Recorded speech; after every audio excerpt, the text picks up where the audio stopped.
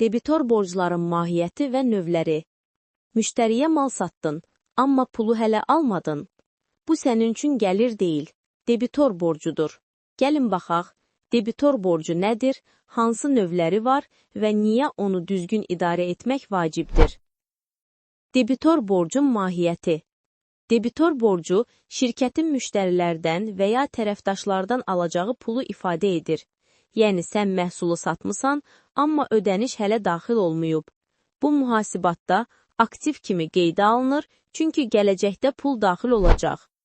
Debitor borcların əsas növləri. Debitor borcları bir neçə formada olur. Ticarət debitor borcu, malların və xidmətlərin satışından yaranır. Qeyri-ticarət debitor borcu, məsələn, verilmiş avanslar, işçilərə verilən borclar və ya dövlətə artıq ödənmiş vergi məbləğləri. Şübhəli və ya ümidli olmayan borclar, yəni artıq qaytarılma ehtimalı az olan borclar.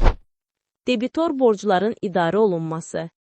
Gecikmələrin qarşısını almaq üçün müştərilərlə ödəniş müddətini aydın müəyyən et, hər ay debitorların siyahısını yoxla, gecikən borclularla vaxtında əlaqə saxla. Əgər borcun qaytarılacağı şübhəlidirsə, ehtiyat yaratmaq lazımdır. Debitor borcların şirkətə təsiri.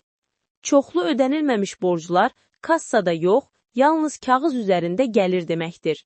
Yəni, balansda aktiv görünür, alma likvidlik azalır. Uzun müddət toplanmayan borclar şirkətin maliyyə axınını çətinləşdirir. Debitor borcları sadəcə rəqəm deyil, o şirkətin pul dövriyyəsinin güzgüsüdür.